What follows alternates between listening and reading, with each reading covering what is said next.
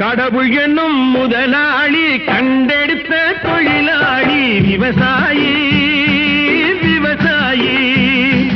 கடவுள் என்னும் முதலாளி கண்டெடுத்த தொழிலாளி விவசாயி விவசாயி.